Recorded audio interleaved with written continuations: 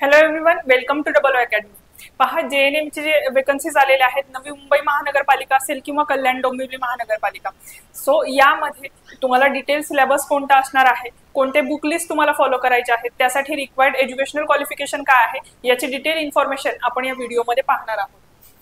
So त्याआधी बघा, अकॅडमीमध्ये ANM आणि JNM याच्यासाठी बॅचेस सुरू झालेले आहेत आणि बॅचमध्ये जे तुमचे प्रीवियस इयर क्वेश्चन पेपर आहेत त्याचे डिटेल अनालिसिस प्रोव्हाइड केले जाणार आहे। तसेच तुमचा जो सिलेबस आहे तो कंप्लीट कव्हर केला जाणार आहे आणि ई बुक, टेस्ट सिरीज आणि नोट्स जे आहेत तुमच्या अपडेटेड सिलेबसच्या अकॉर्डिंगली तुम्हाला प्रोव्हाइड केल्या जाणार आहेत। पहा, तुम्हाला माहिती असेल नवी मुंबई महानगरपालिका याचा जो अपडेटेड सिलेबस आहे तो काही दिवसांपूर्वीच पब्लिश केला होता नवी मुंबई महानगरपालिकेने। सो त्याच्या अकॉर्डिंगली बॅचमध्ये जो सिलेबस आहे तो प्रोव्हाइड केलेला आहे। तसेच तुमचे जे लेक्चर होणार आहेत ते अपडेटेड सिलेबसच्या अकॉर्डिंगलीच तुमचा सिलेबस कव्हर केला जाणार आहे आणि ई बुक, टेस्ट सिरीज आणि नोट्स जे आहेत त्या अपडेटेड सिलेबसच्या अकॉर्डिंगली तुम्हाला प्रोव्हाइड केल्या जाणार आहेत।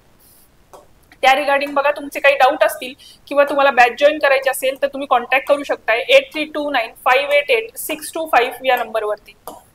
आणि बघा, यामध्ये कोणत्या कोणत्या पोस्ट आहेत तर ANM, JNM, पशुधन पर्यवेक्षक, औषध निर्माण अधिकारी या सगळ्या पोस्ट ज्या आहेत त्यासाठी या बॅचेस ज्या आहेत त्या ऑलरेडी सुरू झालेल्या आहेत आणि ती बॅच जी आहे ती तुम्ही परचेस करू शकताय 1500 रुपीज मध्ये आणि याची व्हॅलिडिटी जी असणार आहे ती 3 मंथ्स एवढी व्हॅलिडिटी असणार आहे। सो बघा, जर तुम्ही नवी मुंबई महानगरपालिका पर्टिक्युलरली टार्गेट करत असाल आणि तुमचं एम असेल की नवी मुंबई महानगरपालिकेमध्ये एखादी पोस्ट क्लिअर करण्याचं, तर तुम्ही ही बॅच नक्की जॉईन करून घ्या। तुमचे जे सिलेक्शन होण्याचे चान्सेस आहेत ते डेफिनेटली इन्क्रीज होतील। ठीक आहे, सो यामध्ये आपण पहिल्यांदा बघूया की JNM ची जी काही एक्झाम होणार आहे त्यासाठी तुम्हाला सिलेबस कोणता असणार आहे। सो अपडेटेड जो सिलेबस आहे तो आपण बघणार आहोत आणि बघा, BSc नर्सिंग हे जे क्वालिफिकेशन आहे ते तुमचं कंप्लीट असणं आवश्यक आहे त्यासाठी आणि एज जे असणार आहे 18 to 38 एवढं एज ओपन कॅटेगरीसाठी कॅटेगरीतल्या स्टुडंट्सना आणि 40 to 43 पर्यंत एज जे आहे ते ज्या विद्यार्थ्यांना रिझर्वेशन मिळत आहे त्या विद्यार्थ्यांचं हे एज असणं गरजेचं असणार आहे। सो बघा,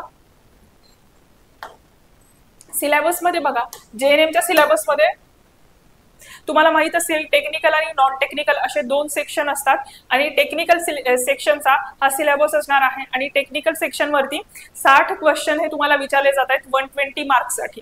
सो बघा, यामध्ये कोणते कोणते न्यू टॉपिक्स आहेत आणि कोणते टॉपिक इन्क्लूड केलेले आहेत। सो बघा, याच्यामध्ये पहिला टॉपिक जो असणार आहे तो आहे applied microbiology and pathology. Second topic आहे pollution induced cause and effect. So pollution म्हणजेच प्रदूषण। बघा, प्रदूषणाचे जे कॉजेस आहेत आणि त्याच्यामुळे होणारे जे परिणाम आहेत ते देखील तुम्हाला स्टडी करावे लागणार आहे। त्यानंतर असणार आहे nutrition and nutritional assessment. So nutritional आणि न्यूट्रिशनल असेसमेंट हा जो आहे तो थर्ड टॉपिक असणार आहे। त्याच्यानंतरचा असणार आहे nutrition education and food safety. Then जो नेक्स्ट टॉपिक आहे तो आहे information and education and communication. Then behaviour change communication. हे जे टॉपिक आहेत ते तुमच्या सिलेबसचा पार्ट असणार आहेत। बघा, behaviour change communication, individual and family education. त्यानंतर आहे काउन्सिलिंग नावाचा टॉपिक। देन आहे organisation of health care services, epidemiology, vital statistic, communicable and non communicable diseases under national health programmes. So बघा, कम्युनिकेबल आणि नॉन कम्युनिकेबल जे काही disease आहेत national health प्रोग्रामच्या अंडर हे जे काही डिसीजची लिस्ट असणार आहे ती त्यामध्ये इन्क्लूड केलेली आहे। नेक्स्ट पॉइंट आहे कॉमन कंडिशन्स अँड इमर्जन्सीज। त्यानंतर आहे first aid in emergencies. So तुम्हाला हा जो टॉपिक आहे तो स्टडी करायचा आहे की फर्स्ट एड ट्रीटमेंट तुम्ही कोणती देणार आहात। So first aid in emergency condition. Then आहे reproductive health and family planning. So या टॉपिकचा देखील तुम्हाला डिटेल स्टडी बघावा लागणार आहे, रिप्रोडक्टिव्ह हेल्थ आणि family planning. Then sexually transmitted infection. Then असणार आहे child health, adolescent health. Next topic बघा काय आहे तर specialised role of community health and nurses, community mental health and counselling. Last topic जो आहे पहा, disaster management. Already nursing management या टॉपिकमध्ये आपण डिझास्टर मॅनेजमेंटचा टॉपिक पाहिलेला आहे। सो बघा, डिझास्टर मॅनेजमेंट हा देखील टॉपिक तुमच्या सिलेबसमध्ये इन्क्लूड केलेला आहे। देन आहे standards of practice, use of problem solving approach. So कशा पद्धतीने जर प्रॉब्लेम आले तर नर्स मॅनेजर किंवा नर्स म्हणून तुम्ही कशा पद्धतीने ते प्रॉब्लेम सॉल्व्ह करणार आहात यासाठी हा जो टॉपिक आहे use of problem solving approach हा ऍड केलेला आहे। नेक्स्ट टॉपिक पहा काय आहे तर management including health centre management आणि लास्ट टॉपिक पहा तर लीडरशिप अँड सुपरविजन।